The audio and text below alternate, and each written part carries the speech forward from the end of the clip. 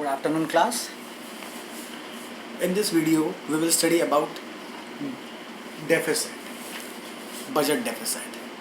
As you already aware कि deficit like कमी, तो government budget deficit कब होता है?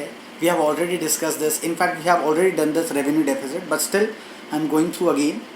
So the deficit occur when the government expenditure are greater than government receipts.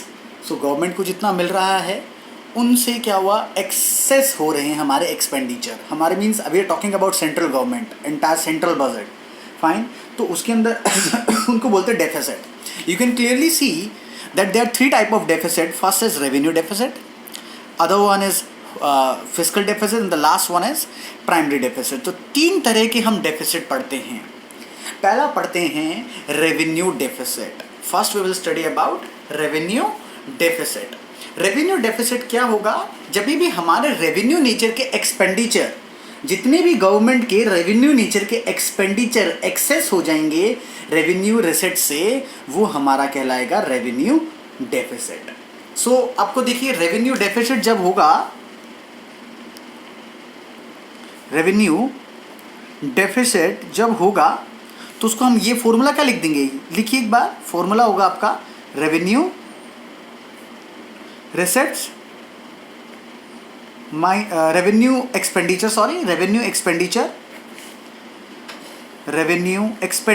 must be greater. तो क्या हो गया formula? Revenue expenditure minus revenue receipts is equal to revenue deficit. Fine.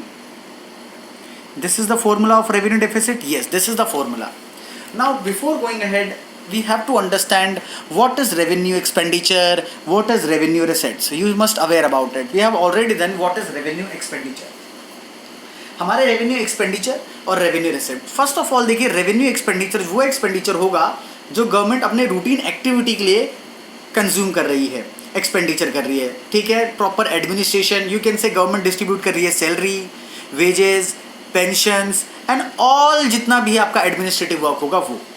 Fine. Whereas revenue receipts जो होती हैं, ये वो receipts होते हैं जो कि सरकार के ना तो कोई लायबिलिटी को इंक्रीज करेंगे ना कोई असेट डिक्रीज करेंगे. तो हम इसको कैसे लिख सकते हैं? रेवेन्यू रिसिट्स कैसे मिलेंगे हमें? एक तो टैक्स रिसिट हो जाएगा और एक क्या हो जाएगा? Non tax.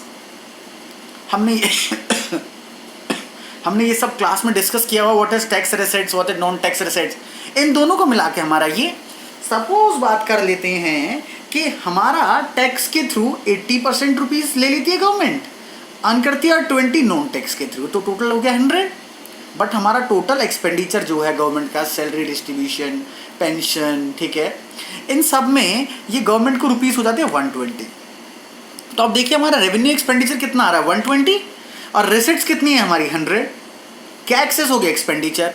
तो आप डेफिसिट में आकर कर गए, कमी पड़ गई आपके पास, 20 रुपीज़ की कमी पड़ गई है. तो this is what revenue deficit कितना आया? ₹20. We are taking all figures in crore, so 20 crore. Fine. This I take an example, 20 crore. अब गवर्नमेंट इसको कोप अप कहाँ से करेगी? भाई गवर्नमेंट को अल्टीमेटली 20 करोड़ तो यूज कहीं ना कहीं से कोप अप करने पड़ेंगे. गवर्नमेंट के पास एक और तरह के रिसिट्स होती हैं जिसको बोला जाता है क्या? Capital receipts. बताइए कैपिटल रिसिट्स क्या होती हैं? दिमाग में सोचिए, खुद करवाया हुआ है सब क्लास के अंदर. तो capital receipts are those receipts which create liability of the government और lead to reduction in asset of government. या तो सरकार की, गवर्नमेंट की लायबिलिटी इंक्रीज करेंगे या असेट कम कर देंगे. तो या तो government ultimately we can clearly see, या तो गवर्नमेंट बोरोइंग ले सकती है, उधार ले सकती है, और यू कैन से अपने जो असेट्स हैं उनको बेच सकती है, जिनको बोला जाता है क्या? डिसइन्वेस्टमेंट. डिसइन्वेस्टमेंट. तो गवर्नमेंट डिसइन्वेस्टमेंट कर सकती है. इनके थ्रू यहाँ पे हम फाइनेंस कर देंगे रेवेन्यू डेफिसिट. बात समझ में आई? So this is how we have to work upon it. Your formula and definition. इनकी जो इम्प्लीकेशन है, we have already discuss this in the class earlier. So एक बार गो थ्रू कर लेना. कोई प्रॉब्लम हो तो मुझे बता देना. वैसे ही आउट ऑफ सिलेबस है, बट स्टिल हम इन पे फोकस करेंगे और पढ़ेंगे. ठीक है. उसके बाद आता है the next point is fiscal deficit. The next point is fiscal deficit. Fiscal deficit वो डेफिसिट है जहां पे गवर्नमेंट के टोटल एक्सपेंडिचर, आज हम रेवेन्यू एक्सपेंडिचर, कैपिटल एक्सपेंडिचर अकेले किसी की बात नहीं कर रहे, हम उन दोनों को मिला के बात कर रहे हैं, टोटल एक्सपेंडिचर। सो इसके अंदर आपका revenue expenditure and capital expenditure excess हो जाता है total receipts, but excluding borrowings. देखिए एक बात की करते हैं, fiscal deficit, fiscal deficit is equal to total expenditure,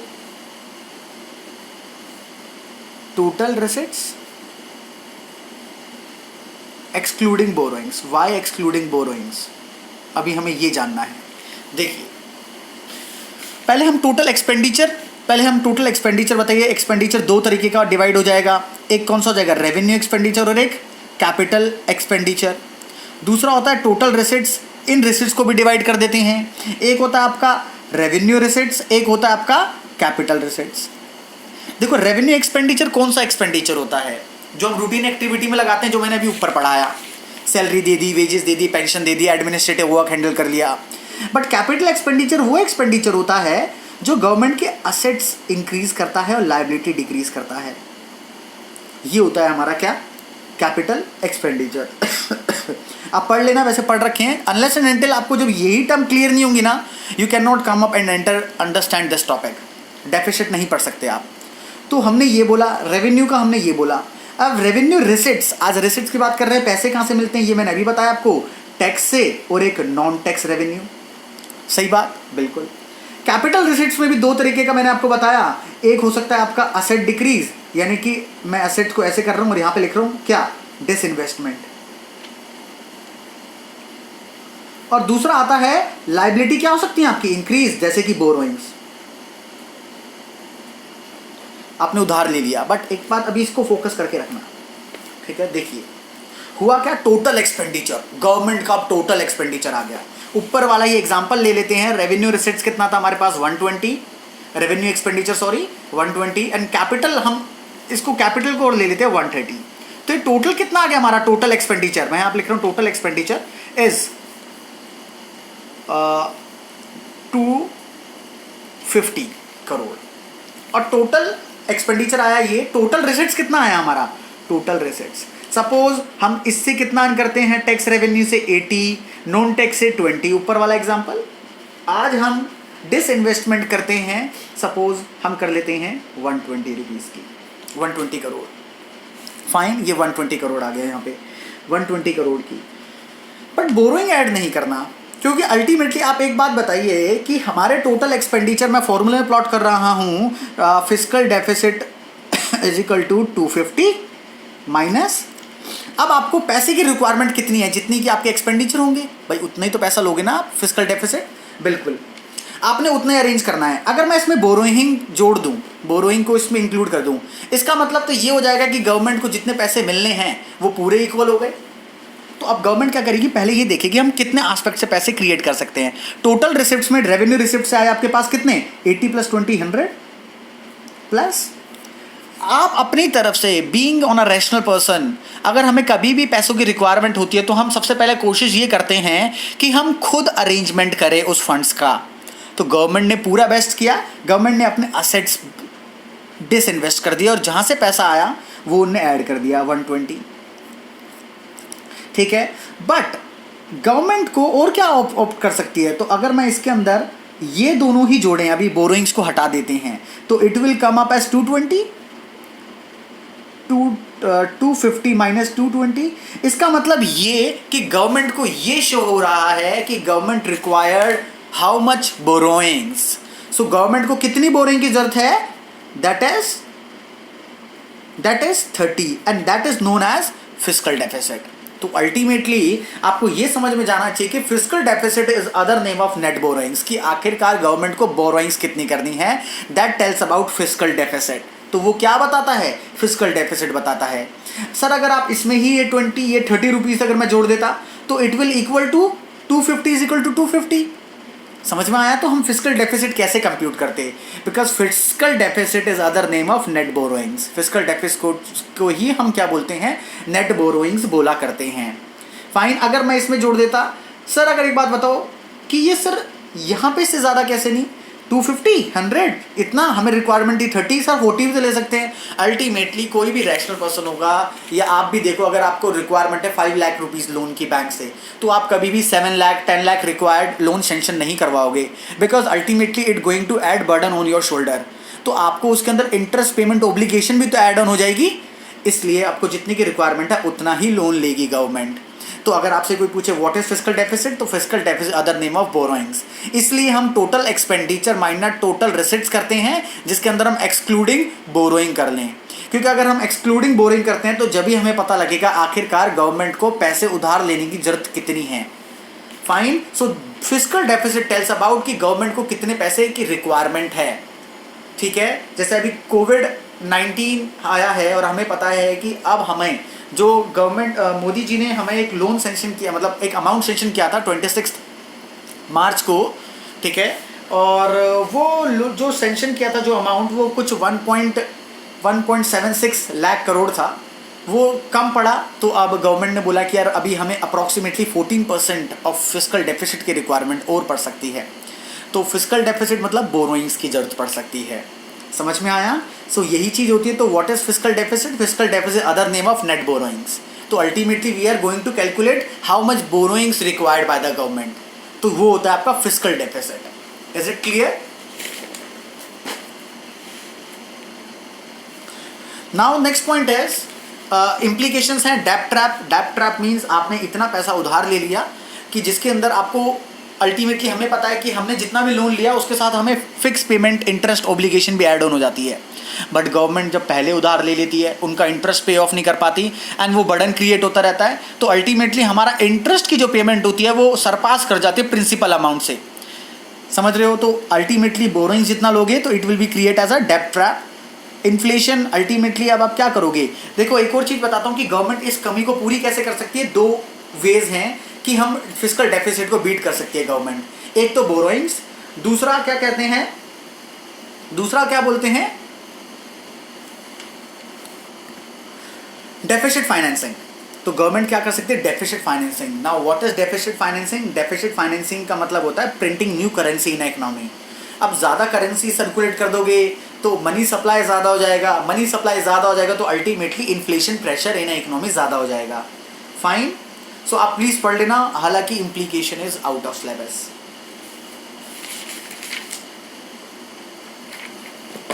the last one is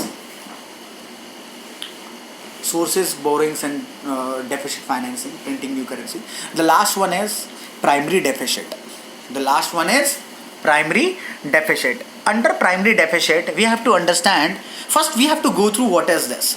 Primary deficit refers to the difference between fiscal deficit, hence borrowing of the current year, fiscal deficit of the current year, and the interest payment on the previous borrowings.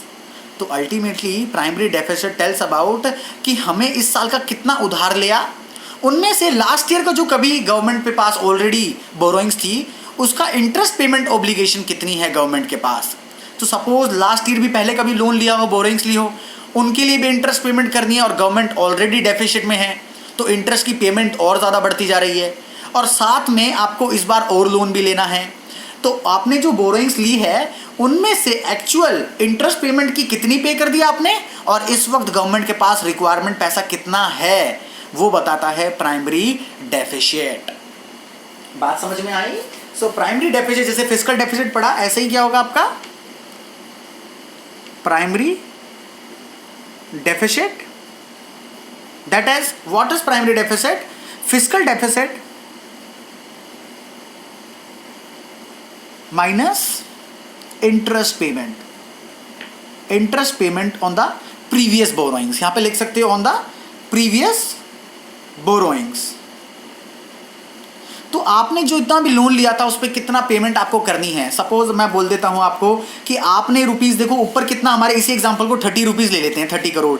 तो government ने 30 crore rupees लिए थे क्योंकि government क्या करी थी, deficit में है, रेवेन्यू भी फिस्कल, तो गवर्नमेंट डेफिसिट में है। बट अल्टीमेटली आपने पहले भी लोन लिया था, सपोज बात करते हैं गवर्नमेंट ने पहले कुछ लोन लिया था 20 करोड़ रुपीस का, उस पर 10% पे ऑफ करना है। तो 20 करोड़ का 10% आएगा 2 करोड़। तो इसमें से 2 करोड़ माइनस कर दो interest payment obligation the previous borrowings, आपके पास बचेगा 28 करोड़। सर ये बचा क्या, ये तो प्राइमरी डेफिसिट है। बिल्कुल है। इसका मतलब ये है कि actual requirement of the government in a particular year, कि आखिरकार आपको अपने देश चलाने के लिए कितनी एक्चुअल रिक्वायरमेंट पड़ी है, ये होता है इतने 28 करोड़ रुपए की जरूरत पड़ी है। सर फिस्कल डेफिसिट की भी तो बोरोइंग हुई, ये भी तो जरूरत थी, बिल्कुल थी, बट उसके अंदर हमारा हो सकता है कि प्रीवियस ईयर के इंटरेस्ट पेमेंट की ओब्लिगेशन भी हमारे शोल्डर पे हो, तो डायरेक्ट पैसा कट जाएगा, हम अपने देश के अंदर तो यूज करेंगे नहीं उसको, जहां से लोन लिया था आपने वहां पे ऑफ कर दोगे। द रिमेनिंग अमाउंट जो बचेगा वो बताएगा एक्चुअल आखिरकार इसको कितना यूटिलाइज करोगे इकोनॉमी के अंदर। Fine, so this come as an primary deficit which is fiscal deficit minus interest payment obligation on previous borrowings. You can clearly see. So primary deficit बताता है इस साल के पैसे कितने हैं। फाइन, एक बात बताओ, प्राइमरी डेफिसिट अगर जितना कम होगा, यहां पे देखिए low and zero primary deficit indicate the interest on previous loans have forced the government. तो अल्टीमेटली अगर गवर्नमेंट में बात करता हूं, सपोज एक और एग्जांपल क्रिएट करता हूं कि गवर्नमेंट ने ना प्राइमरी डेफिसिट लिखा हुआ है, primary deficit is equal to fiscal deficit minus previous interest payments. Government ने लोन लिया कुछ 5 करोड़ का और इंटरेस्ट पेमेंट ऑब्लिगेशन थी 4 करोड़, तो अल्टीमेटली ये बता रहा है कि गवर्नमेंट को रिक्वायरमेंट ओनली 1 करोड़ की थी इकोनॉमी के अंदर पैसे की, रेस्ट प्रीवियस जो बोरोइंग्स थी उनने गवर्नमेंट को इन्फ्लुएंस किया फर्दर लोन लेने के लिए। प्रीवियस बोरोइंग्स मतलब प्रीवियस बोरोइंग्स क्या हुआ, प्रीवियस बोरोइंग कुछ नहीं other than it is fiscal deficit, जो पहले आपने कभी ली होगी फिस्कल डेफिसिट, बोरिंग हो गया ना फिस्कल डेफिसिट। तो ultimately we can say and conclude by this कि अगर फिस्कल डेफिसिट ही नहीं होगा तो प्राइमरी डेफिसिट कभी अकर नहीं करेगा। इतना समझ में आया? सो इसलिए कभी कभार ये भी बोला जाता है fiscal deficit is a root cause of primary deficit. Primary deficit is a root sorry primary deficit is a root cause of fiscal deficit, क्योंकि आपने अब देखो क्यों प्राइमरी आपने और लोन ले लिया, उधार आ गया, क्यों? क्योंकि आपको इंटरेस्ट पेमेंट ऑब्लिगेशन करनी थी। फाइन, ऐसे ही आपने फिर से प्राइमरी डेफिसिट लिया, मतलब और लोन लिया, क्यों? क्योंकि प्राइमरी डेफिसिट पे ऑफ करना है। तो अल्टीमेटली हम क्या करते हैं, इसके अंदर फंसते चले जाते हैं। Is it clear? अगर आपको समझ में आए तो वेरी गुड, समझ नहीं आया तो सिलेबस के अंदर सिर्फ अभी फॉर अ वाइल इतना ही पढ़िए कि primary deficit refers to the difference between fiscal deficit of the current year minus interest payment on the previous borrowings. Fine, तो प्रीवियस बोरिंग कितनी थी और इस बार का कितना हमने डेफिसिट फिस्कल डेफिसिट यानी कि बोरोइंग्स करी, वो आ गया फॉर्मूला। आपको पता होना चाहिए fiscal deficit other name of net borrowings, इतना याद रखना। Is it clear?